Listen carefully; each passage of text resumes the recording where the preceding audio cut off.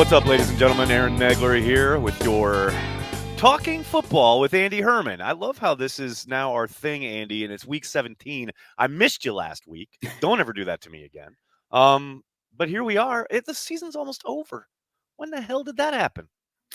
I don't know, but I will say I would feel much worse about missing last week if I didn't get Wally pipped by Justice Mosqueda. I was a little bit worried that my last Talking Football That was was it. going to be.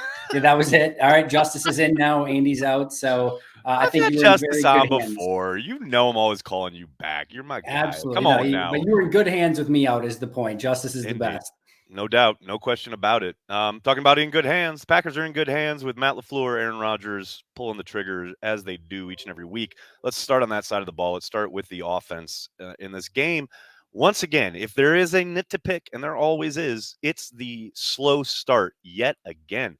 And it's also interesting, a early in the season bugaboo that you thought maybe they had kind of corrected and left in the rearview mirror also kind of reappeared in the struggles down in the red zone.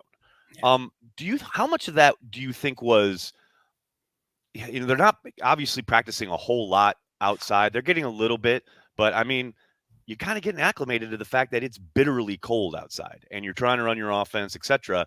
They didn't seem to adjust too much as far as it looked like the whole playbook was wide open, as you would Right. expect it to be. But do you think that maybe plays into it a little bit in the sense of they're not getting a lot of this on the grass prior to getting on the grass in the cold? Maybe a little bit, only in the fact that I think one of the key points for the red zone offense in this game was the Josiah DeGuara drop, right? And I Right. can't imagine, and I think you put it perfectly, like that's a job description catch, right? But I can't imagine in frigid cold temperatures with Aaron Rodgers throwing a rocket that's all of a sudden on you in a split second, that's one of the more easier passes to catch in the world. But as you perfectly said, it's part of the job description. You got to come up with it. And I do feel like there was probably a little bit of a butterfly effect from that, in the fact that if they probably get that touchdown, then on the next one where they go for it on fourth down, I think they probably kick a field goal there to get the 2-possession lead. Totally agree. Yeah. And then they probably kick another field goal to go up 13-0.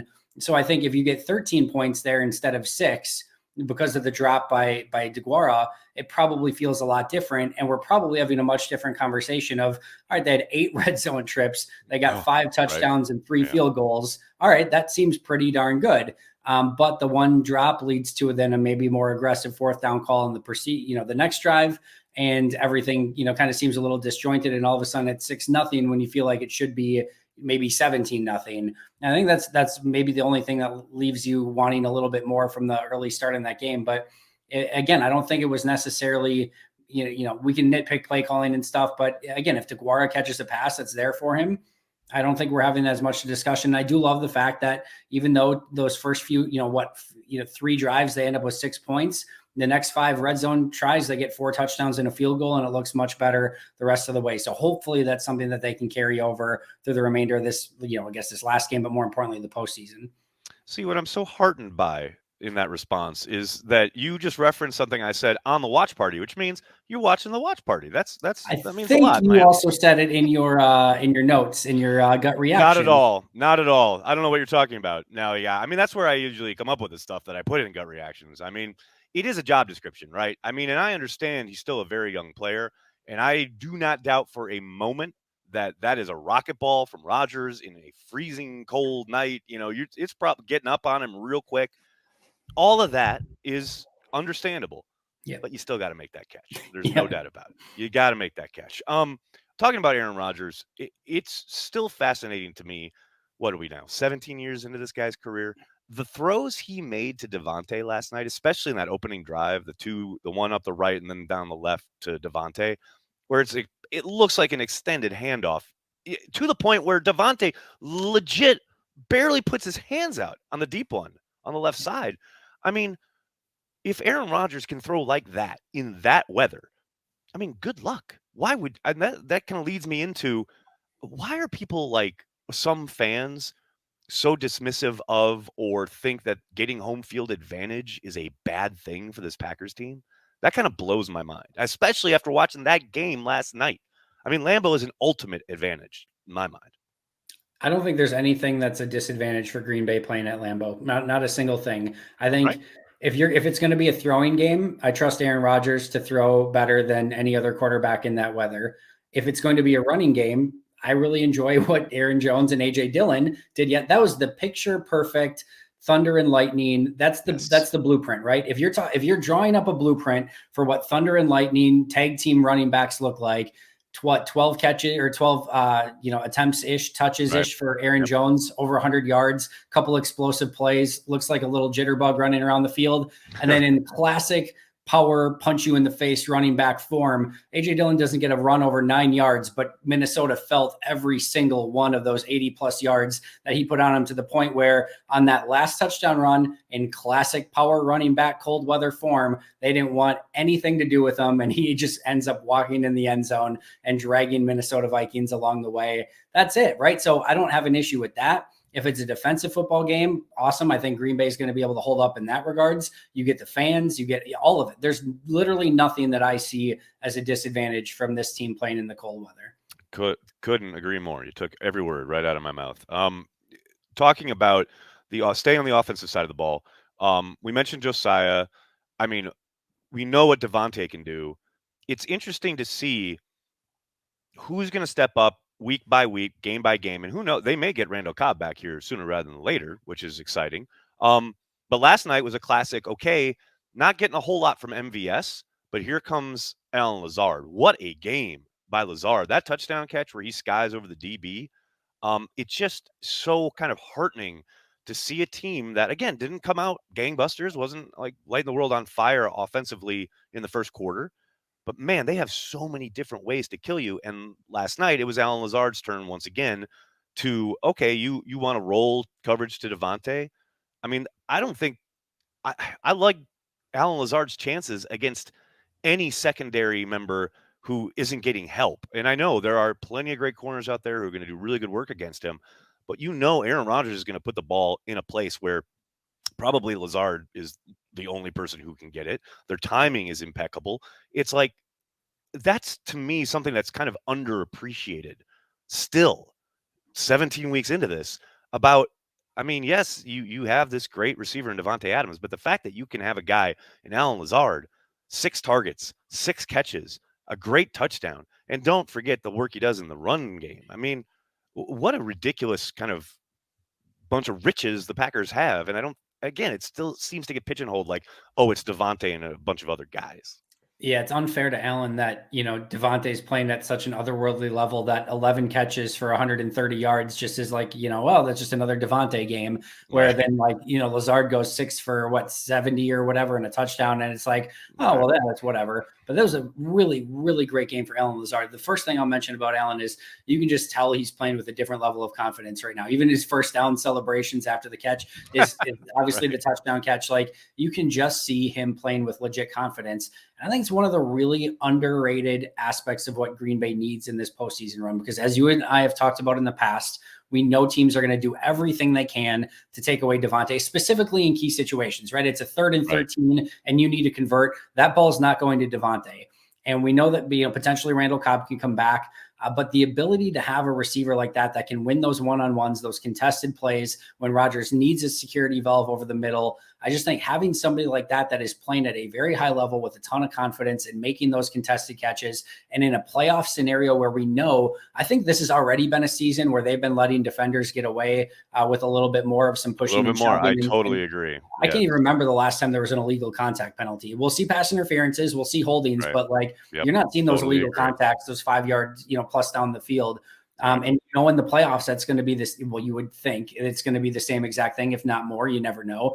But if that's the case, those receivers are going to be jammed up, and having somebody who can come down with those type of balls is going to be invaluable. You go back to Tampa last year, and that was something that they needed. Lazard and a couple of those receivers couldn't get the separation or come up with those contested catches. It was a huge issue. And I think if Cobb and Lazard are playing to that level come playoff time, it will be a huge aspect in favor of Green Bay. I couldn't agree more. Let's end the offensive stuff with the offensive line. I mean, another week of just, I'm not going to say stellar, because I do think there were, obviously always things you can improve on, etc. But man, Aaron Rodgers was hardly under pressure most of the night. And I understand a lot of that is, I mean, a lot, but some of it is Aaron Rodgers knowing where the hell to get the ball out, as far as if it's a route combination that allows him to only have to utilize a 3-step drop and get the ball out of his hands. Those flicks to Devontae up the sideline, there's no chance you're going to get a pass rush on those plays. But there were a number of times when he did have to stand back there and survey the field, and he had more than enough time to do so. It's kind of mind-blowing to me that they are this far down the depth chart all along the offensive line. Aaron Rodgers is still coming out of games with a clean jersey. Adam Stenavich, the whole crew, everything about it is just it's a marvel to me in the modern NFL, especially when we've seen how in the past one injury can derail an entire operation. They've had injuries at pretty much every position, and they're still putting up 37 points and dominating offensive football games. It's stupid. It's legitimately stupid. Imagine me going even back to last year and telling you that in towards the end of this season, and end of 2021, early 2022, the Packers would not have David Bakhtiari, Elton Jenkins, Corey Linsley, Billy Turner, and I would also tell you they would spend a second-round pick on an offensive lineman who would be very good, and they would also be without him. Those 5 guys they would be without come the end of the year. As you perfectly mentioned, if any offense that I can ever remember is without 4 of their top 5 offensive linemen, and then, oh, by the way, also missing Corey Linsley and Rick Wagner from just a season ago, the depth that this team has developed, and you and I have also talked about this before, to me, of all the things that Green Bay does very, very well, there is nothing that this team does quite as well as finding, drafting, developing, and putting offensive linemen in a situation to succeed. And that goes from scout to GM to head coach to Adam Stenavich, specifically Luke Butkus, and that entire operation, from finding the talent to developing them and putting them on the field and getting the best 5 out there. Not a better thing that this organization does than that, and not a better team in football at doing that at any position, in my opinion, in football, than how it's like a soccer team developing. It really is. It absolutely is. A squad of whatever. It's really under incredible 17s, and then they bring them up, and it's been a sight to behold the last 3 years. I like I said, I was kind of just bewildered going back and watching the game today. Just the cohesiveness, and there was stuff at the beginning again, but that's the entire offense really trying to find their footing.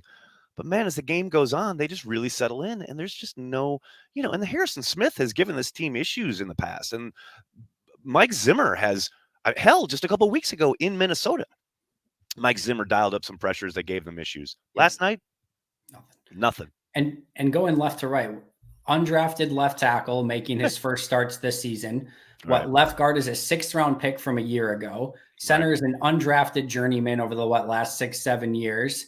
Right guard is a 4th-round rookie, and then a right tackle value end of free agent signing where nobody else was picking. July 29th, I believe he was signed. Right around there. Those are your 5 starters, and they're doing work. And again, credit to Aaron Rodgers and Matt LaFleur and all the other operation for making that work as well. Mercedes Lewis is a key piece in that. Dillon and Jones and their ability to pick up blitzes and do things that they can do is a huge part of that. It all works together. But man, any other team missing 4 of their top 5 offensive linemen and playing that way, it's unheard of.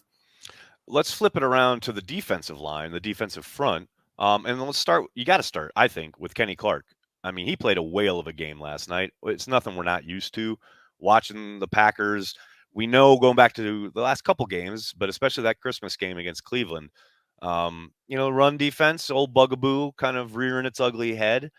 Obviously, the threat at quarterback yesterday was not, as great as maybe, will be going forward in the playoffs, especially, etc. But I thought they did a much better job as far as handling things up front. Kenny, you can tell Minnesota, nearly every play has how are we handling Kenny Clark on this play, whether it's a run play or a pass play. Almost every run play starts with a double team of Kenny, and it doesn't seem to matter.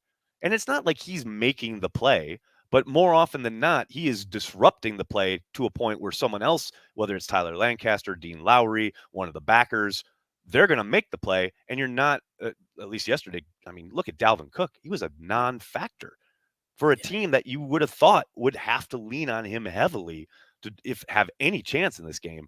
And the Packers, starting with Kenny, completely shut them down. Yeah, 12 touches, 13 yards for Dalvin Cook, which is just absurd. But, we can look at Sean Mannion, right? But You go back to 49ers NFC Championship game 2 years ago, they didn't need to throw the ball that entire game, and the 49ers just ran it right down Green Bay's throat, and there was nothing that Green Bay could do about it. We've seen Dalvin Cook have games where Cousins throws the ball 12 times, and Dalvin Cook's running all over. Absolutely. Exactly, running all over Green Bay, and they barely need to throw the ball. Heck, last week against the Cleveland Browns, you know what? Baker Mayfield may not be Sean Mannion, but at least Sean Mannion didn't give Green Bay the ball four five times. Right. You can make an argument that Mannion actually played better than what Baker did a week ago, and Cleveland almost beat Green Bay because of their running game, specifically Nick Chubb and what he was able to do in that game. So, yeah, you can say, well, it was Sean Mannion, so, you can just that because of that, the run defense is also – no, it doesn't work that way. You still have to execute it, and there's no question that it's an easier game and having to stop the run when you don't have the threat of Kirk Cousins and getting the ball downfield, no question about it, but you still have to go out and execute. And I have zero doubt in my mind that Green Bay still wins the game, but if they don't correct their mistakes from what they did against Cleveland with getting out of their gaps and missing tackles, that Minnesota puts up another 20-some plus points in that game and makes that game much more competitive. Their ability to clean that up, play much more assignment short, and especially on the edges. I thought Preston was great last night. I think when you look at that in totality, you see that, screw whether it was Sean Mannion or not, they played better, and that's something that they can carry over moving forward. And I want to give a shout out to Tyler Lancaster simply because he was playing with a bad back. I mean, the idea that he didn't practice for much of the week, was a limited participant on Friday, was considered questionable heading into the game, and then played, and not only played, but played at a pretty damn high level. I mean, shout out to Tyler, because as you and I know, you talk about a guy who's been a whipping boy. We've talked about it here before for fans. Whenever there's a bad run, just one run, oh, Tyler Lancaster, blah, blah, blah. It's like, and I got to give that guy the shine every time I can, because he's playing through a bad back at a high level, helping shut down Dalvin Cook. What more do you want? And the dumb thing about it is like he is a solid rotational run defender. That's 100%. What he's there for. And that is, again, that's the job description. Yes, right? exactly. I mean, that is who he is. That's what he is asked to do, and he does it well. And if anyone wants to get on him or being like, you know what, he's not getting to the quarterback. No, he's not. If it's a first down, second down, run action, play action. No, he's not getting there. He is not getting. And there was actually some plays too last week against Cleveland where they played him more towards like the end a little bit, and he had to like try to get to the outside to make a play on a running back, and he just doesn't have that athleticism. There are things in his game that he can't control. But if you want a dude that you can't move in the middle of your defensive line as a rotational player that can still help you win football games, Tyler Lancaster is that dude and plays a very serious role on this run defense and does a darn good job of it. He gets way too much crap than he deserves. Totally agree. Hey, let me ask you this. What was colder last night? Here is a 50-50 here. What was colder? I know what you're gonna say. The air at Lambeau, or the shiver that went down your spine when you watched Corey Bojorquez shank a 24-yard punt? Yeah, it was colder at Lambeau walking out of the stadium. Walking into the stadium, I felt pretty darn good. Walking out at about 12:30 a.m., that was cold. But the Bojo punt, not great. I thought you were going in a different direction. I thought you were going to say how cold was Mike Zimmer's response about Kellen Mond in his post-game press conference, because that was pretty freaking cold. That was awesome. That was classic Zimmer, though. That's literally everyone's online freaking out about that today, and I'm like, is this your first time listening to Mike Zimmer talk? Like, this is why that's legit one of the main reasons it took him so long to get a head coaching job, because he's gruff and doesn't sugarcoat shit. Like, everybody knows that. That's who Mike Zimmer is. So yeah, I don't know. That is very funny though. It was pretty damn cold. But no, I mean, Bojo bombs, baby. We need some Bojo bombs. And I ask about the shiver up my spine because look, Super Bowl. The Super Bowl, the road to the Super Bowl goes through Lambeau. Yeah. And it ain't getting any warmer the next two times they play there. So, I mean, here's hoping he gets that figured out, because that was J.K. Scott-esque is what that was. You know what was weird is watching pregame warmups. I was watching Crosby, and like he could not connect from anything beyond 50. Like anything beyond 50, he was just falling short. You could tell the ball was a little extra cold, and it wasn't going so hot.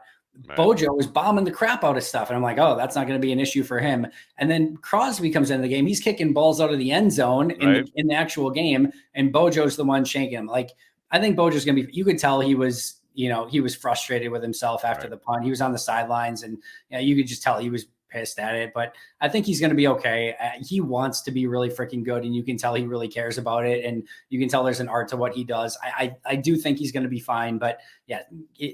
Green Bay, it's a Green Bay curse at punter, and hopefully Bojo can get through it. Yeah, he'll get through it. I have no doubt. Let's talk before I let you go. Let's touch on the hot topic heading into Week 18, and that is Matt LaFleur and a decision that has clearly been made in regards to whether or not to play his starters. He reiterated just earlier this afternoon that he is indeed playing to win this game. Guys will play. Aaron Rodgers, Devontae Adams, Kenny Clark, whoever. They're playing to win. How do you feel about that, Coach Andy Herman? Yeah, they're going to play to win until about the third quarter. I think this is going to be a. You're going to give them that long, really? I was thinking like first quarter. I was thinking maybe you're right, but I think it's going to be like a preseason game. Yeah, like the old school third preseason game where it's like a little bit more of a dress rehearsal. I think that's what this is going to be like. That makes sense. You know me, I'm not one to shy away from a take on anything, period, especially when it comes to bad food takes. But I will say this.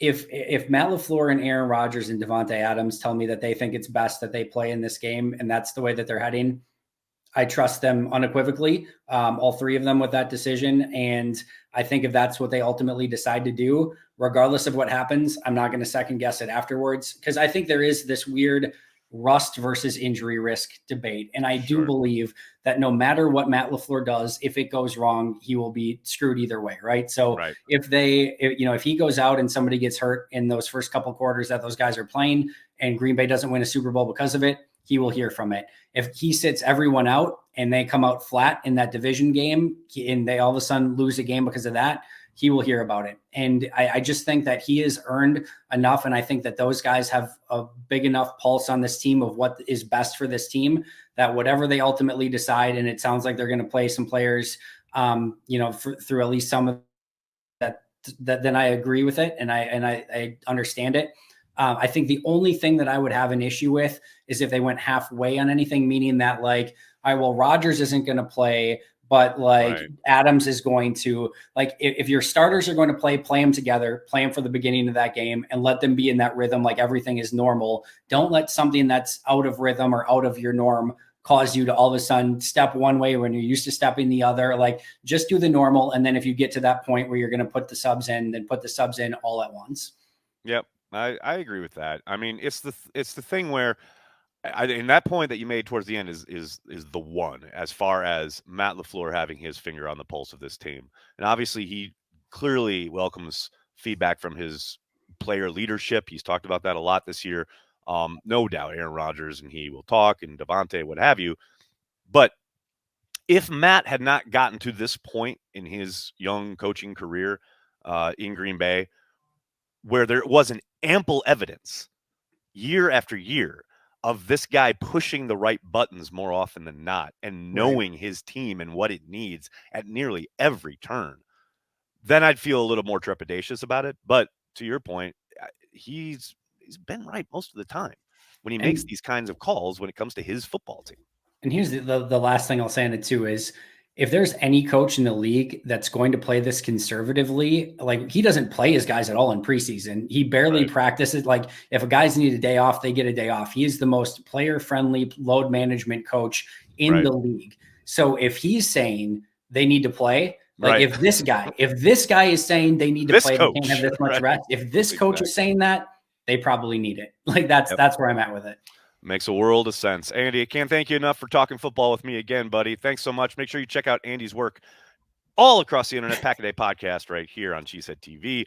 Obviously over at Packer Report. He's got his YouTube channel. Andy, everyone loves your work. I don't need to tell them, but I do it anyway. Thanks a lot for talking with me, buddy. Appreciate it, Aaron. Anytime.